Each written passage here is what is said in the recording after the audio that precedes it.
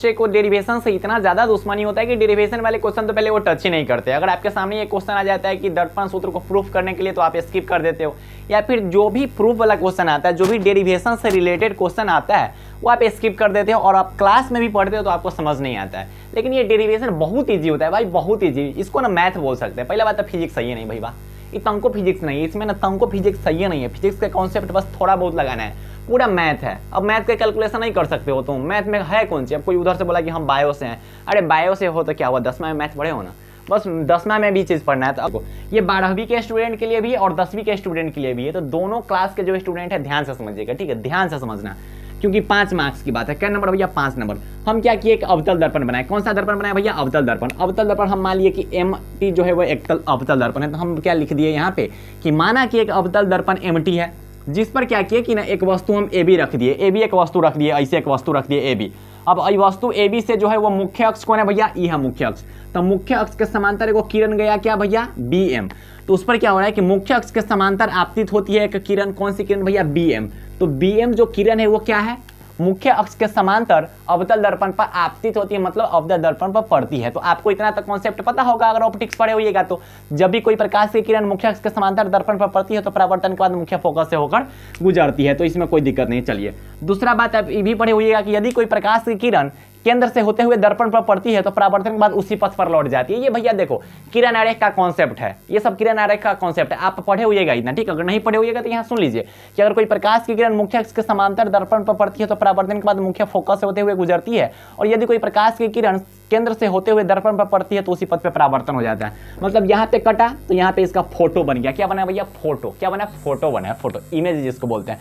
तो AB जो वस्तु था उसका इमेज क्या बना भैया? A', ठीक है, उल्टा बना है। इतना हम समझ गए। बच्चे बोलेंगे भैया यहाँ तक हमको कोई दिक्कत नहीं है, तो वही तो हम यहाँ पे लिखे हैं कि माना कि एक अवतल दर्पण MT है। तुम कुछ भी दर्पण ले सकते हो, अपना मन से लिखना है, बस इस फोटो को समझना है और इसमें से देख देख के यहाँ पे लिखना है कि माना कि एक अवतल दर्पण MT है जिस पर किरण BM क्या हो, मुख्य अक्ष के समांतर आपतित होती है। वस्तु AB का प्रतिबिंब क्या बना है भैया? A', बना है। बताओ इसमें हम अपना मन से क्या कुछ लिखे हैं? बस जो यहाँ पे फोटो है उसको देख के यहाँ पे लिखे हैं, तो इसमें है क्या?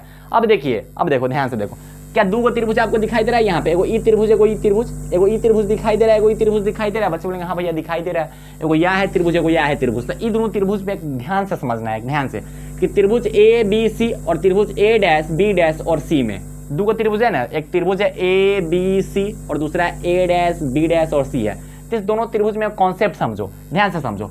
आई में और आई में देखना है, क्या यहाँ 90 डिग्री बन रहा है? बच्चे बोलेंगे हाँ भैया यहाँ 90 डिग्री बन रहा है। और क्या यहाँ 90 डिग्री बन रहा है? अगर आपको फ्रेश नहीं दिख रहा है तो आप 480 पे थोड़ा देर के लिए कर लीजिए, क्योंकि फोटो इसका फ्रेश दिखेगा।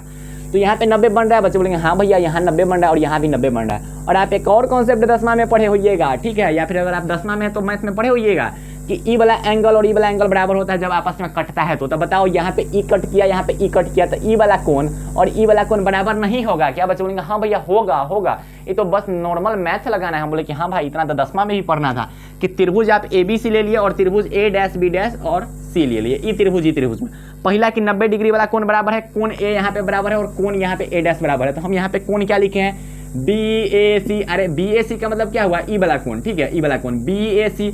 और क्या लिखे भैया? B', A' और क्या लिखे भैया? C लिखे हैं। तो बताओ 90 डिग्री ये दोनों कोण है, मतलब दोनों त्रिभुज में एक खून को कोण बराबर आ गया, ठीक।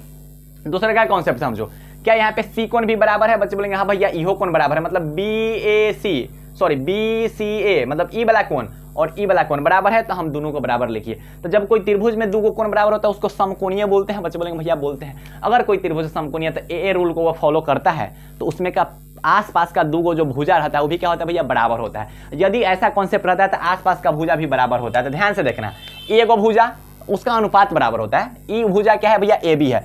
तो ई त्रिभुज में देखो ABC में एगो भुजा AB ले लो और इसमें कौन सा भुजा हो जाएगा भैया? 90 डिग्री वाला भुजा कौन है? A' और B' है। तो ये दोनों का अनुपात, अच्छा नीचा वाला क्या है? E है। तो ये दोनों का अनुपात मतलब AC और A', का अनुपात आपस में बराबर होगा। ये रूल होता है, ठीक है। ये क्या होता है भैया? रूल होता है कि यदि किसी त्रिभुज का अगर दो को बराबर होता है तो क्या होगा भैया? उसके आसपास का जो भुजा रहता है ना उसका अनुपात क्या होता है भैया? बराबर होता है। ये मैथ में कॉन्सेप्ट पढ़ना होता है। अगर आप नहीं पढ़े तो बस इतना समझ जाइए कि हाँ कि उसका जो भुजा होगा उसका अनुपात क्या होगा? बराबर होगा। तो यहाँ से हम ये चीज़ लिख दिए। बताओ इसमें कोई दिक्कत है क्या? कोई दिक्कत है क्या? बच्चे बोलेंगे भैया इसमें कुछ है ही नहीं है, इसमें कोई, ये तो मैथो नहीं हमको लग रहा है, ये तो मैथो से हल्का है। तो हाँ बिल्कुल हल्का है, कुछ नहीं है कि इस त्रिभुज में एगो 90 डिग्री वाला, एगो 90 डिग्री वाला, इसका अनुपात एगो नीच का नीच का, दोनों का अनुपात हम लिख दिए वहाँ पे। चलो अब एक और त्रिभुज बन रहा है, ई वाला बताओ, ई वाला बन रहा है कि नहीं बन रहा है? तो इसमें भी ई वाला 90 है और ई वाला 90 है। ध्यान से देखो, ध्यान से, एन पर 90 डिग्री बन रहा है और ए डैश पे 90 डिग्री बन रहा है, तो यहाँ पे हम लिख दिए। अच्छा एक बार एफ पे इधर से बन रहा है, एक बार इधर से बन रहा है, तो इहो कोण और इहो कोण बराबर होगा। तो बताइए दो गो त्रिभुज में दो गो कोण बराबर आया? बच्चे बोलेंगे हाँ भैया बराबर आया। तो इसके भी भुजा का अनुपात समान होगा क्या? बच्चे बोलेंगे हाँ भैया आप ही तो बताए हैं कि अगर ऐसा सिस्टम में आ रहा है, अगर ऐसा सिस्टम में आ रहा है तो दो गो आसपास के भूजा का अनुपात क्या होता है भैया? बराबर होता है। तो यहाँ पे कौन वाला भुजा है? 90 डिग्री वाला। तो 90 डिग्री वाला भुजा कौन है भैया? एमएन है। और ई वाला 90 डिग्री कौन है भैया? ए डैश है। तो लिख दिए यहाँ पे हमने एमएन और ए डैश बी, और इधर कौन सा भैया? एफएन है, और ये क्या है? ए डैश एफ है। तो दोनों बराबर होगा। बच्चे बोलेंगे भैया बराबर होगा। हो सकता है कि आपको यहाँ पे लग रहा हो कि हमारा समझ नहीं आ रहा है, लेकिन एक बार वीडियो को पॉज कर लो, हम यहाँ पे है ना बीच में आ जाते हैं, वीडियो को पॉज कर लो और पहले इस चीज़ को देखो और इस चीज़ को देखो। कुछ नहीं है, बस आपको इन दोनों त्रिभुज में देखना है कि भैया समानता क्या हमको दिख रहा है। अई त्रिभुज में देखना है, ठीक है, अई दोनों में देखना है और अई दोनों में देखना है कि समानता हमको क्या दिख रहा है। उसके बाद अगर जो कुछ समान दिख रहा है उसके परस्पर ना आसपास के जो भुजाओं होता है उसका अनुपात क्या होता है भैया? बराबर होता है, मतलब इक्वल होता है। अब देखो इससे आगे अब समझते हैं। अब इससे आगे क्या समझना है भैया? देखो हम क्या किए, हम बोल दिए, ध्यान से देखिए, यदि जो एम एन है, एम एन क्या इतना ही ए बी है? अरे जितना ई है उतना ही नहीं है। तो एम एन और ए बी दोनों आपस में बराबर है, तो क्या हम ए बी के जगह पे एम एन या फिर एम एन के जगह पे ए बी लिख सकते हैं? बच्चे बोलेंगे हाँ भैया लिख सकते हैं। तो यहाँ पे जो एम एन है उसके जगह पे हम ए बी लिख दिए। तो यहाँ देखो ए बी लिख दिए, पहले से ए डैश बी डैश था और यहाँ एफ एन और ए डैश थी। इस दूसरे के इक्वेशन में हम क्या किए कि एम एन के जगह पे ए बी लिख दिए हैं, बाकी कुछ नहीं। अरे नॉर्मल मैथ है भाई, कुछ नहीं करना है, ठीक।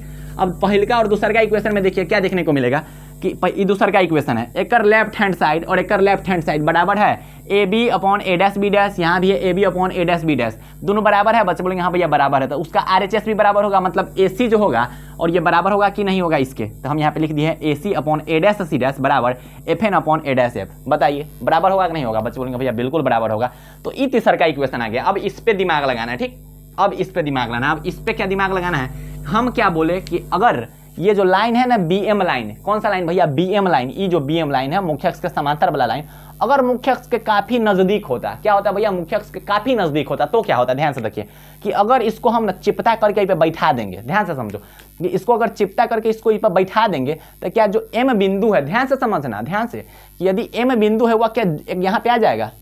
आएगा कि नहीं आएगा? मतलब B के बहुत क्लोज आएगा कि नहीं आएगा? कौन सा बिंदु भैया? M बिंदु। तो B के काफी क्लोज आएगा, तो मतलब ये जो N है और जो B है, सॉरी N है और P है और M है, लगभग एक एक बिंदु पर आ जाएगा। लगभग मान लेते हैं कि इसको अगर चिपटा करके बैठाएंगे तो लगभग एकदम क्लोज, ये देखने से आपको दूर लग रहा है लेकिन बहुत ज्यादा क्लोज रहता है। मतलब तीनों को एक एक बिंदु मान लेते हैं। क्या मान लेते हैं भैया? एक एक बिंदु मान लेते हैं, मतलब तीनों एक एक बिंदु पे आ जाएगा। बच्चे बोलेंगे हाँ भैया आ जाएगा। तो क्या हम यहाँ पे लिख सकते हैं कि FN जो है FN, ठीक है, मतलब ये मानो सब एक एक बिंदु यहीं पे मान लेते हैं, N और B है, ठीक। क्या FN को हम PF लिख सकते हैं? बच्चे बोलेंगे हाँ भैया PF लिख दो या फिर FN लिख दो, बात बराबर आएगा। करा कि एक एक बिंदु पे वो आ रहा है। अरे चिपटा कर दो उसको, मान लो चिपटा कर दो, चिपटा करके बैठाएगा तो सब एक एक बिंदु पे आ जाता है। तो सब एक एक बिंदु पे आएगा तो क्या PF और NF या फिर FN को बराबर हम नहीं ले सकते हैं? अरे जितना दूरी PF का है उतने दूरी FN का है। तो हम यहाँ पे वही लिख दिए कि FN बराबर क्या है भैया? PF है। इतना समझ में आ गया। अब हम क्या किए कि जो FN था ना, FN यहाँ पे उसके जगह पे हम PF रख दिए, बाकी कुछ नहीं किए। अब इसको ध्यान से समझिएगा, ये क्या आया? AC upon A dash C बराबर PF upon A dash F. ध्यान से समझो, ध्यान से समझो। हो सकता है कि आपको समझने में थोड़ा बहुत दिक्कत हो, लेकिन इसमें कुछ नहीं है, इसमें कुछ है ही नहीं। नॉर्मल हम आपको स्टेप बाय स्टेप बढ़ाते जा रहे हैं। इसमें नॉर्मल देखो ना, इसमें कुछ नहीं कि इक्वेशन को इधर उधर कीजिए, इधर उधर कीजिए, इतना बराबर इतना लिखिए, फिगर को देख के बस एक बार सोचना है। तो एक बार में होता है कि बच्चों को समझ नहीं आता है, तो इसको ना 2-3 बार अगर आप प्रैक्टिस कर लेते हो ना तो पूरा क्लियर हो जाता है। एक बार में होता है कि बहुत बच्चों को समझ नहीं आता है, तो आपको क्या करना है कि 2-3 बार इसका प्रैक्टिस कर लेना है, और बहुत का देख के बारे में समझ में आता है सब कुछ। तो अगर आपको नहीं समझ में आए ना तो इसका 2-3 बार प्रैक्टिस कर लेना है। एक बार देखना कि हो क्या रहा है इसमें, पूरा हो क्या रहा है, कैसे कैसे करना है, कैसे कैसे करना है, कैसे कैसे, दूसरे का बार उसको खुद से ट्राई करना है, तब मजा आएगा बनाने में, ठीक। अब देखिए, अब AC दूरी हम लिखते हैं, ध्यान से देखना, ध्यान से।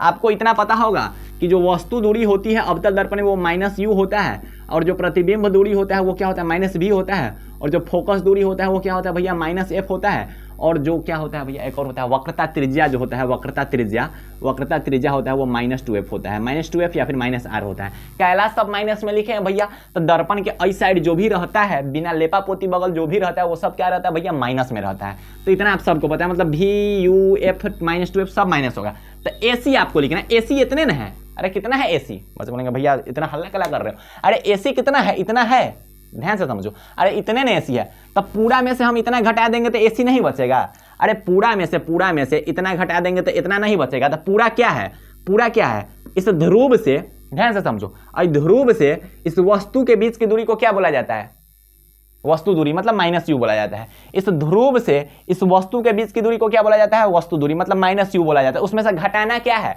क्या घटाना है, यहाँ से यहाँ के बीच की दूरी।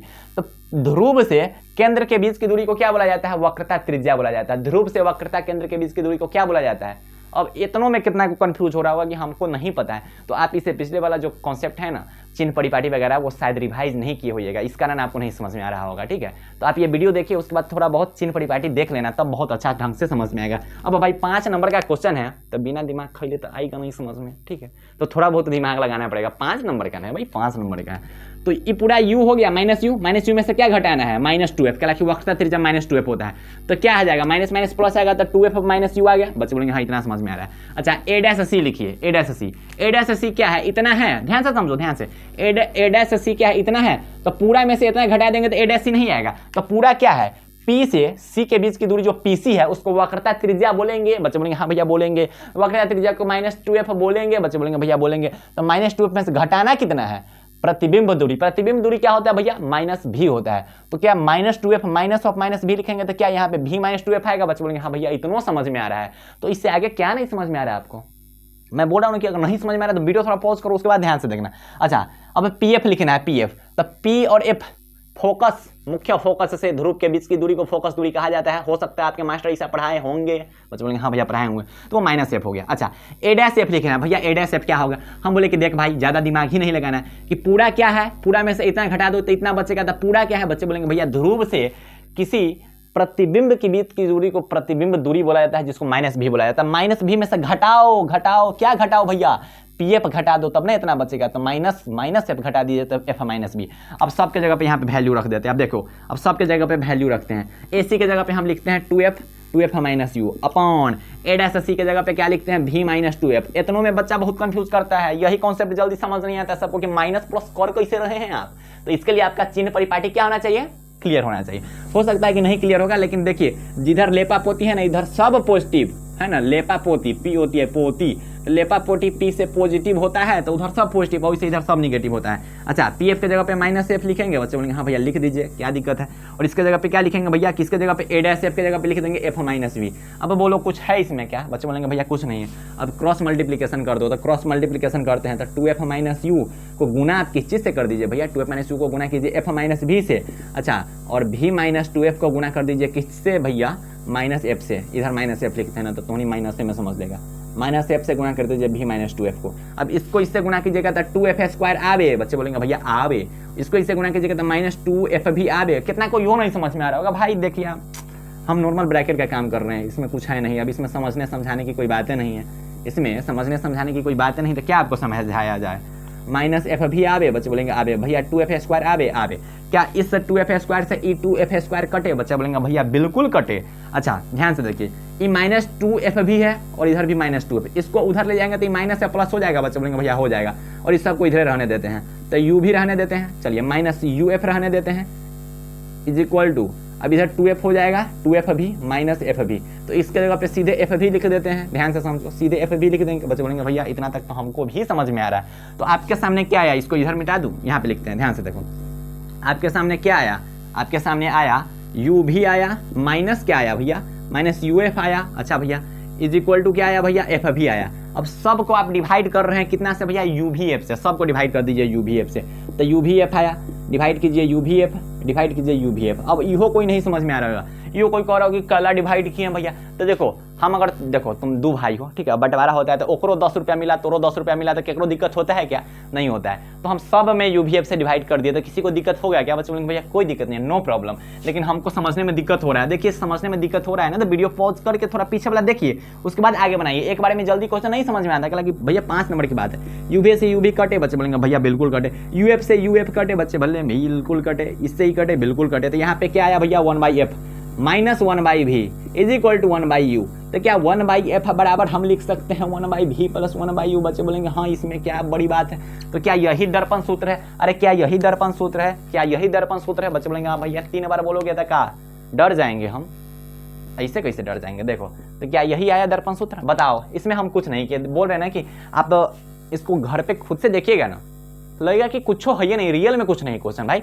बस आपको इस फिगर को समझना है कि कहां से किरण जाएगा तो कहां लौटेगा, और बस इस दोनों त्रिभुज में समानता देख लेना कि समानता हमको क्या मतलब, बस कौन समान है देखो और उसका अनुपात लिख दो, बस इक्वेशन को इधर उधर करना है। बाकी बोलने की मैथ है हल्का, वो 10वां वाला मैथ है। तो अगर आप 10वां में है या फिर अगर आप 12वीं के एग्जाम देने वाले हो तो इस क्वेश्चन को बिल्कुल भी स्किप मत करना, बहुत ज्यादा इंपॉर्टेंट क्वेश्चन है। बोल रहे हैं ना कि बहुत बार ये पूछा जा चुका है, और 5 नंबर की बात है। क्या नंबर भैया? 5 नंबर की बात। तो ये रहा आपका डेरिवेशन किसका भैया? 1/v plus 1/u is equal to 1/f का। तो इसको आप क्लियर कर लीजिए, ठीक है, मैं साइड हो जाऊंगा, इसका स्क्रीनशॉट ले लीजिए।